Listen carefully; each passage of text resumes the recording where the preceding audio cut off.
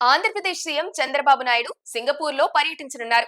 6 రోజుల పర్యటనకు ఆయన ఇవాళ రాత్రి 11 గంటల 15 నిమిషాలకు హైదరాబాద్ నుంచి సింగపూర్ బయలుదేరనున్నారు. రేపు ఉదయం 6 గంటల 30 నిమిషాలకు సింగపూర్ కు చేరుకుంటారు. చంద్రబాబుతో పాటు మంత్రులు నారా లోకేష్, నారాయణ, టీజీ భరత్ తో పాటు ఉన్నత స్థాయి అధికారుల బృందం సింగపూర్ వెళ్లనుంది. 6 రోజుల పర్యటనలో పెట్టుబడుల ఆకర్షణే లక్ష్యంగా ప్రముఖ సంస్థలతో చంద్రబాబు బృందం భేటీ కాబోతుంది.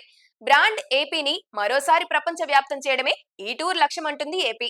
ఈ పర్యటనలో ప్రవాసాంధ్రులతోనూ సీఎం చంద్రబాబు భేటీ కానున్నారు. రాజధాని అమరావతి నిర్మాణంలో భాగస్వామ్యం కావాలని సింగపూర్ ప్రభుత్వాన్ని ఆహ్వానించబోతున్నారు. జూలై 27న one world international school digital campus వద్ద ప్రవాసాంధ్రులతో చంద్రబాబు బృందం సమావేశమవుతుంది. ఉదయం 10 గంటల నుంచి సాయంత్రం 5 గంటల వరకు కొనసాగే ఈ సభలో విదేశీ పెట్టుబడులు, అమరావతి నిర్మాణం గురించి ప్రవాసీల ముందు చంద్రబాబు తన ప్రణాళికను ఉంచనున్నారు. అమరావతి మాస్టర్ డెవలపర్ గా సింగపూర్ ప్రభుత్వం తిరిగి కొనసాగుతుందని ఏపీ ప్రభుత్వం భావిస్తోంది.